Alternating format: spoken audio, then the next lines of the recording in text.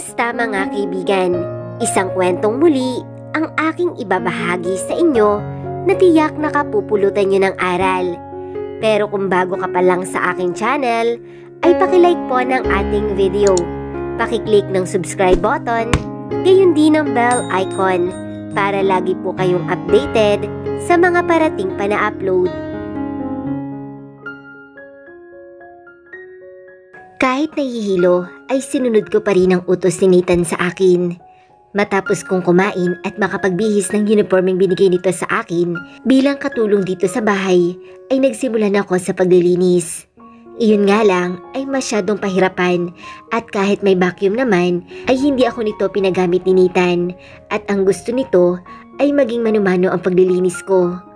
Bitbit ang map at timba ng tubig at sabon. Umakyat ako sa ikatlong palapag at doon ako nagsimula. Pinagkukuskus ko ang tiles na sahig. Nahirapan pa akong tanggalin ang carpet at sobrang bigat noon. Napangiwi pa ako at nangangaling ng mga braso ko. Bukod pa doon ay namamanhid na rin ang balakang ko. Napabuga ako ng hangin at pinunasan ng pawis ko sa aking noo. Gulo-gulo na rin ang pagkakatali ng buhok ko at may nahuhulog na sa aking noo, ngunit hindi ko iyon ininda. Matapos kong imap ang buong third floor, ay agad na akong nagtungo sa hagdan. Napahawak pa ako sa hawakan noon, nang bigla ay umikot ang paningin ko. Napapikit ako at napailing. Muli akong napabuga ng hangin at pinagpatuloy ang ginagawa ko.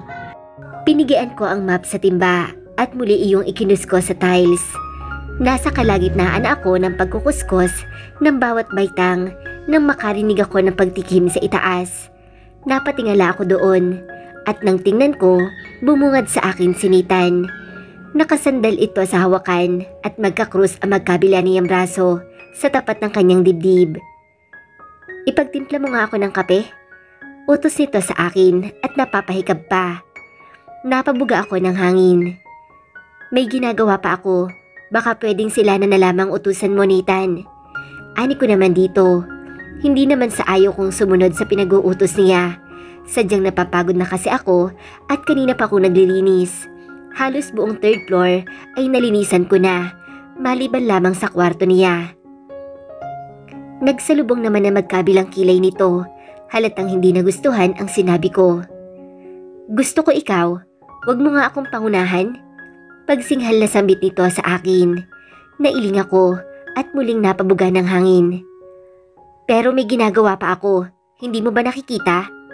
Will you stop talking back to me, Isabella?"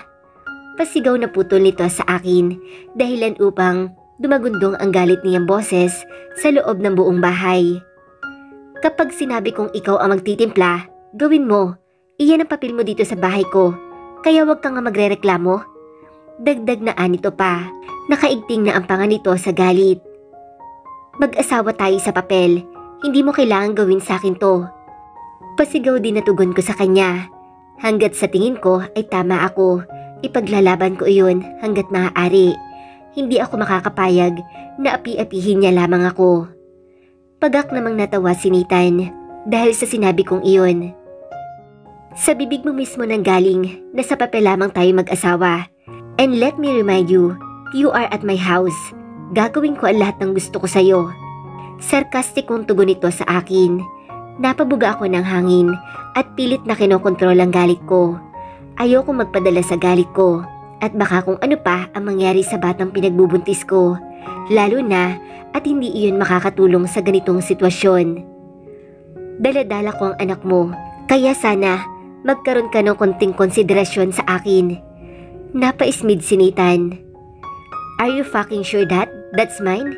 Isang buwan akong nawala. Malay ko ba kung kani-kanino ka sumasamang lalaki?" Bastos at puno ng insultong anito sa akin.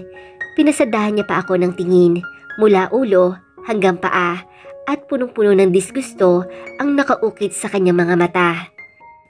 Napakuyom ako ng aking kamao dahil sa narinig ko. "Hayop ka talaga, Nathan." Galit na ani ko dito. At dahil sa bigla na lamang nagdilim ang paningin ko dahil sa kanyang sinabi, ay hindi ko na malayang binitbit ko na pala ang timba at muli akong pumanhik pa itaas at itinapon ko iyon mismo sa kanyang pagbumukha, dahilan upang mabasa si Nathan ng maduming tubig na iyon. Bigla ay napasigaw si Nathan dahil sa ginawa ko. Malulutong na mura ang pinakawalan nito. Pinanlisikan ako nito ng tingin. Nagtagis pa ang bagang nito at bigla ay inihakbang niya ang kanyang mga paa papalapit sa akin. At sa isang iglap lang, bago pa man ako makapalag, katulad na nangyari kagabi, bigla nitong pinunit ang damit ko at kinaladkad ako patungo sa itaas.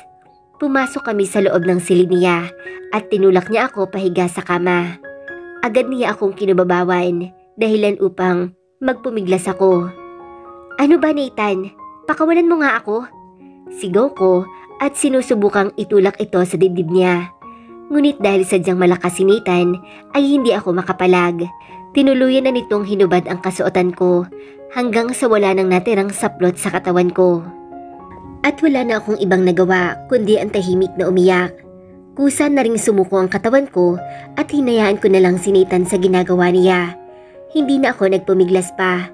Kung ito man ang paghihirap na sinasabi niya, sana ay makayanan ko para sa pangarap ko at sa magiging anak ko. Panghahawakan ko ang dalawang bagay na iyon. Kahit sa totoo lang, hindi pa man, nahihirapan na ako. Muling pumatak ang mga luha ko. Napakuyom ako ng aking kamao. Sana talaga ay huwag dumating ang araw na pagsisihan niya ang lahat ng ito. Sana ay huwag niya akong bigyan ng pagkakataong makaganti sa kanya. Sana ay habang buhay siyang nasa itaas. Sana talaga ay kontrolado niya pa rin ang lahat. Sana talaga pagdating ng panahon ay nakukuha niya pa rin ang lahat. At sana alam niya at isipin niya na ang tanging permanente lamang sa mundong ito ay ang pagbabago.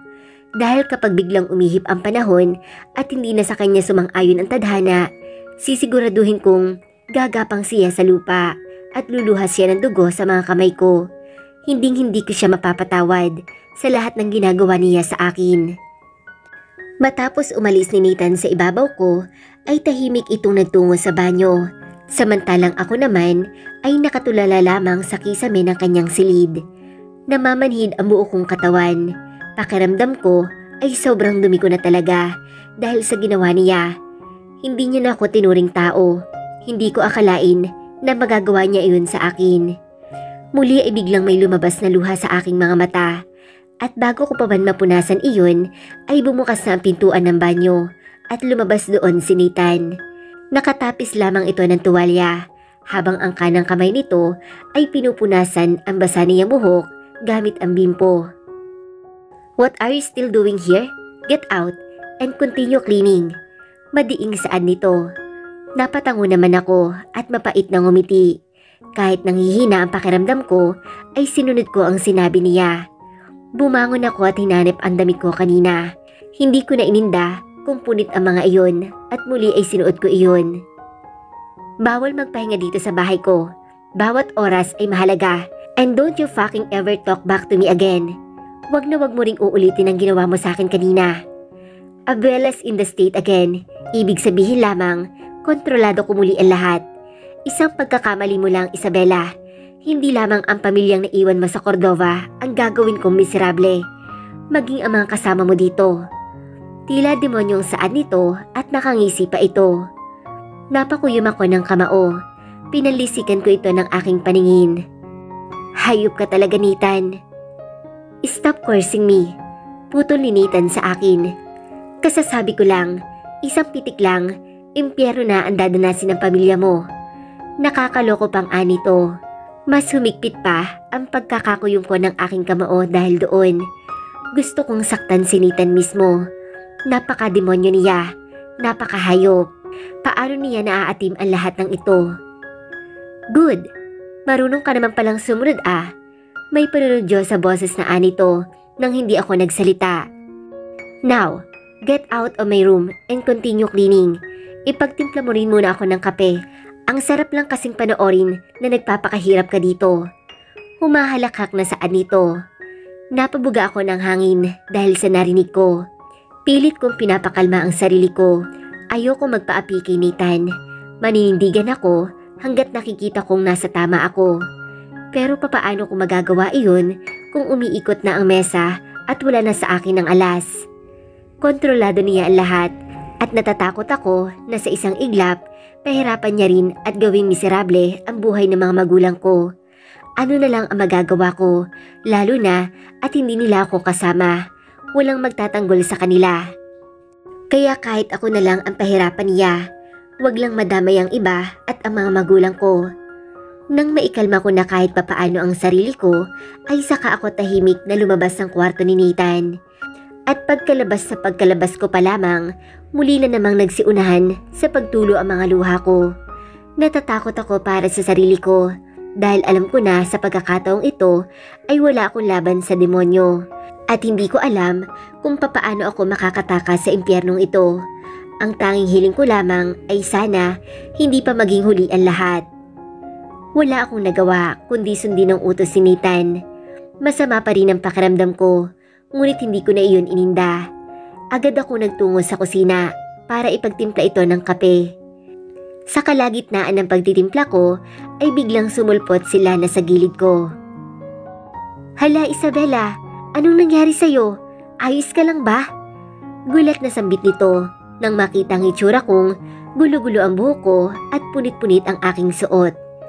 At hindi ko alam kung dahil lang sa pagbubuntis kong ito kaya naging emosyonal ako o sadyang hindi ko na kaya pa ang sitwasyon ko.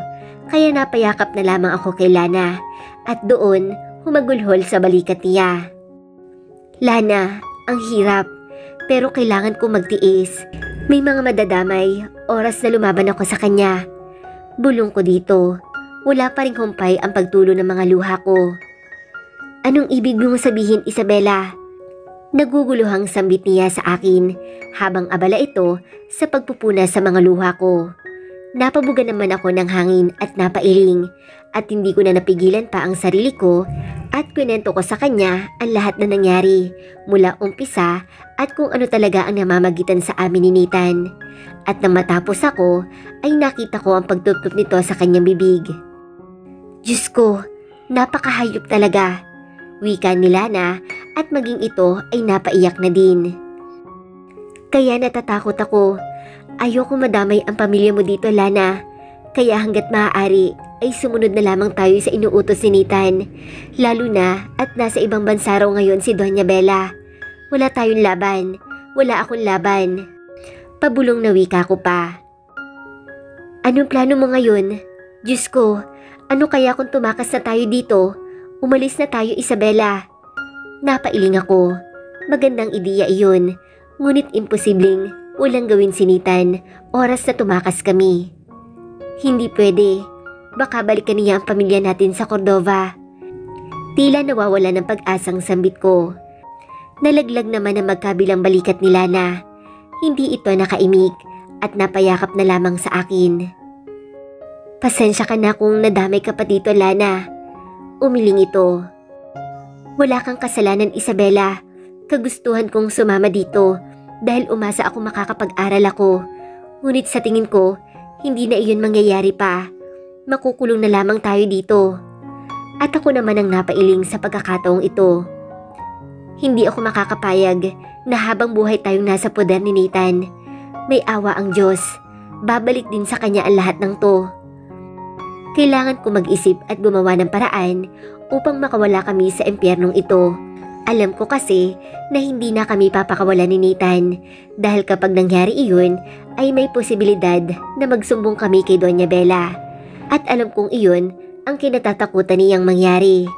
Sa ngayon ay magtitiis ako, ngunit hindi ako makakapayag na hanggang dito na lang kami. Nagpaalam na ako kay Lana na papanhik na ako sa itaas. Nag-alok pa ito ng tulong sa paglilinis ko, ngunit tumanggi ako at baka kumapaano pa siya. Kaya kahit napipilitan ay napapayag ko pa rin siya. "Magdahan-dahan ka na lang sa kilos mo, Isabela. Isipin mo ang batang dinadala mo." Paalala pa nito sa akin nang samahan niya ako hanggang sa dulo ng hagdan. Tipid ako napangiti dito at nagpasalamat saka pumanhik sa itaas, bitbit ang isang tasa ng kape. Nagtungo ako sa ikatlong palapag at kumatok sa pintuan ni Nathan. Narinig ko naman ang boses itong pinapapasok ako, kaya tuloy-tuloy na ako sa loob. "What took so long, Isabela?" Salubong ang magkabilang kilay na sambit nito sa akin. Naabutan ko pa itong nanonood ng kung anong palabas sa telebisyon. Hindi ako umimik. Tahimik ko lamang inilapag ang tasa ng kape sa glass table at saka walang lingon lumabas ng kwarto niya. Ngunit hindi pa man ako nakakalayo ay muli ko narinig ang galit na boses nitong tinatawag ako. Napabuga naman ako ng hangin at pumasok sa loob. Isabela! Galit na sambit nito. Nakaigting pa ang mga panga nito. Bakit, Nathan? Blanko ang mukhang ani ko sa kanya. Inis nitong inilapag ang tasa ng kape sa glass table at saka ako pinalisikan ng paningin. Bakit ang alat ng kape ko? Did you put a salt in it? Umiling ako at nakatingin ng diretsyo sa kanyang mga mata. Hindi. Sambit ko na tila hindi ako nagsisinungaling. Ngunit ang totoo ay imbes na asukal, sinadya kong lagyan ng asin ng kape niya. Makaganti man lang ako sa kahiyupang ginawa niya sa akin. Oh really? Pasigaw na ani niya pa at biglang tumayo at lumapit ito sa akin at biglang itinapat ang tasa sa bibig ko. Umatras naman ako bago iyon dumampi sa labi ko. Ano ba, Nathan? Don't fucking fool me, Isabela. I know you put salt in it. Inis nitong ginulo ang buhok niya at muling inilapag ang tasa sa glass table. Pasensya ka na, Nathan. Akala ko kasi asukal yun. Pamimiloso po ko naman sa kanya. Napapikit naman ito at napailing at nang idilat niya ang kanyang mga mata ay pinalisikan ako ng tingin. Get out now! Galit na aniya at itinuro pa ang pintuan. Maglilis ka, magluto ka at maglaba at pagkatapos noon ay linisin mo rin ang sasakyan ko. Hindi ka pwedeng magpahinga hanggat hindi mo natatapos ang lahat ng pinapagawa ko. Naiintindihan mo ba? Sigaw na aniya. Nag-echo pa ang boses ni Nathan sa buong silid niya. Gusto mo bang paliguan pa kita? Sa inis ko ay hindi ko na napigilan pang mamiloso po sa kanya. Alam ko naman na nakaligo na siya kanina. Gusto ko lang talagang makabawi sa kanya. Ngunit taliwas sa kagustuhan ko ang nakuha kong reaksyon mula dito. Dahil imbes na mainis ay nakakaloko pa itong ngumisi. Sure, tatawagin na lamang kita mamaya. Pero sa ngayon, ang gusto kong mangyari ay lumabas ka sa harapan ko at gawin mo na ang mga pinag-uutos ko sa'yo. Siguraduhin mo ring bago matapos ang araw ay tapos na rin ang mga gawain mo. Dahil kung hindi, pamilya mo at pamilya ni Lana ang tatapusin ko. Kahit pagod na ang katawan ko, ay hindi pa rin ako tumigil sa pinapagawa sa akin ni Nathan. Ngalay na ngalay ang balikat at braso ko sa pagmamap ng hagdan. Namamanhid na rin ang balakang ko, ngunit hindi ko na iyon pinagtuunan ng pansin at inisip ko na lamang ang pamilya ko at ginawang inspirasyon. Natatakot din kasi ako, baka totohanin niya ang mga banta niya sa akin. Hanggat maaari ay ayaw ko magkamali dahil sa isang pitik lamang niya ng kamay, maaaring may mapahamak. Matapos kong magmap ng hagdan mula sa 3 palapag hanggang dito sa living room ay pagluluto naman ang plano kong gawin. Pumasok ako sa kusina at saktong naabutan ko doon si Lana. Abala ito sa paggagayat ng bawang at sibuyas. Napabuga ako ng hangin at agad na uminom ng tubig at tila naghahabol ako ng aking paghinga. Isabela, magpahinga ka na muna. Namumutla ka na. Aniya na makita niya ako. Mababakasan ng pag-aalala ang boses ni Lana. Tinigil pa nito ang kanyang ginagawa at pinaghila pa ako ng upuan. Maraming salamat, Lana. Ani ko matapos kong maupo. Tapos ka na ba sa pagmamap? Tumango ako. Tapos na, pero madami pa akong gagawin. Maglalaba pa ako at maglilinis ng sasakyan ni Nathan. Dapat nga ay magluluto pa ako. Umiling naman ito. Ako na ang magluluto. Magpahinga ka na muna, Isabela. Baka magalit si Nathan. Magagalit siya, pero hindi naman iyon sapat na dahilan upang gawin niyang miserable ang buhay ng mga naiwan nating pamilya sa Cordova, hindi ba? Hindi ako nakaimik sa sinabing iyon ni Lana. May punto kasi siya. Napakababaw lamang iyon dahilan upang gawin nga ni Nathan ang mga banta niya. Maraming salamat talaga, Lana. May parte sa akin na hinihiling na sana hindi na lamang siya madamay sa gulong ito. Ngunit gusto ko ring magpasalamat sa itaas at hindi niya pa rin ako pinababayaan at binibigyan niya ako ng taong makakatulong sa akin sa pinagdadaanan ko. Napatango naman ito. Huwag mo nang isipin yan, Isabela. Sige na, magpalit ka muna ng damit sa kwarto natin. Maya-maya, baka umalis na si Sir Nathan. Tutulungan kita sa mga gawain mo. Anito pa. Napabuga naman ako ng hangin. Sige, Lana. Sambit ko at saka tumayo mula sa pagkakaupo ko. Akmang ihahakbang ko ng aking mga paa papaalis nang bigla ay mapahawak ako sa upuan at nagdilim ang paningin ko at tila umiikot iyon. Mukha namang napansin iyon ni Lana at agad akong dinaluhan. Isabela, okay ka lang ba talaga? Anong nangyayari sa'yo? Sambit nito. Nailing ako at sa kanya na mismo ako napakapit. Biglang umikot at nagdilim ang paningin ko, Lana. Nanghihina na rin ako at may kung anong masakit sa balakang at puson ko. Ani ko, hindi ko na rin napigilan pa at napaiyak na ako dahil sa nararamdaman ko. Ha? Maupo ka na muna. Teka, papaano ba to? Ani ang natataranta at inalalayan ako sa pag-upo. Ngunit hindi pa man tuluyang sumasayad ang pang-upo ko sa upuan nang bigla ay napatili naman sila na. Isabela, may dugo. May dugo sa binti mo. Dinudugo ka. Malakas sa sigaw nito at natigilan naman ako.